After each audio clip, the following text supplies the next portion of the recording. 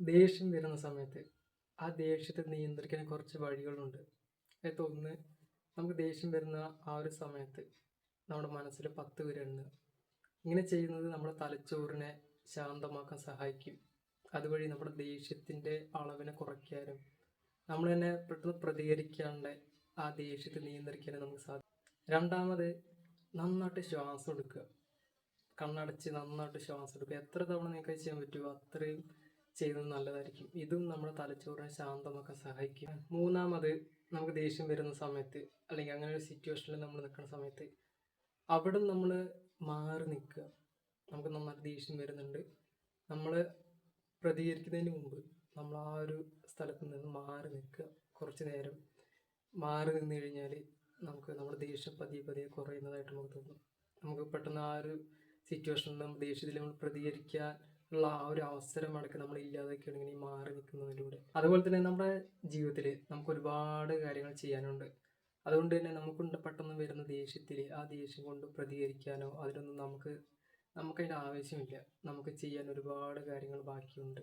അപ്പോൾ നമുക്ക് ഇങ്ങനെയുള്ള സിറ്റുവേഷനിലൊക്കെ നമ്മൾ പരമാവധി അതിനൊക്കെ ഒരു വിട്ട് കളയാനായിട്ട് പഠിക്കുക. അതിൻ്റെ ആവശ്യം നമുക്കില്ല. അവിടെ പ്രതികരിച്ചുകൊണ്ട് നമുക്കൊന്നും കിട്ടാനൊന്നും പോകുന്നില്ല. ആ ഒരു മനോഭാവം നമ്മുടെ ഉള്ളിൽ വളർത്തി വലുതാക്കുക. പിന്നെ പറയാനുള്ളൊരു കാര്യം എന്ന് വെച്ചാൽ ക്ഷമിക്കുക. ക്ഷമാശീലം വളർത്തി വലുതാക്കുക. എത്രത്തോളം നമുക്ക് ക്ഷമിക്കാൻ പറ്റുമോ അത്രയും നമ്മൾ ക്ഷമിക്കുക. നമ്മൾ പല കാര്യങ്ങളും നമുക്ക് ഒരുപാട് കാര്യങ്ങൾ ചെയ്യാനുണ്ട്. നമുക്ക് വേറെ ഒരു കാര്യവും നമ്മളെ അലട്ടുന്നില്ല. നമ്മൾ പരമാവധി ക്ഷമിക്കുക. ഞാനൊക്കെ നല്ലോണം ദേഷ്യമുള്ളൊരു വ്യക്തിയായിരുന്നു.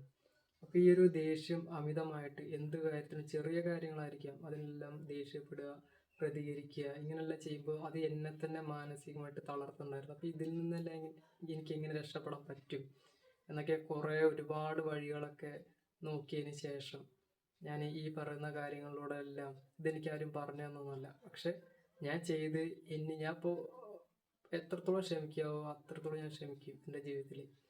അപ്പോൾ എത്ര വലിയ എന്നെ ബുദ്ധിമുട്ടിക്കുന്ന എന്ത് കാര്യം ഉണ്ടെങ്കിലും ഞാൻ അതിനൊക്കെ വിട്ട് കളയും. എനിക്കതിൻ്റെ ആവശ്യമില്ല. എനിക്ക് ഒരുപാട് കാര്യങ്ങൾ എൻ്റെ ജീവിതത്തിൽ ചെയ്യാനുണ്ട്. അപ്പോൾ എൻ്റെ ശ്രദ്ധ മൊത്തം അതിലേക്കായിരിക്കും.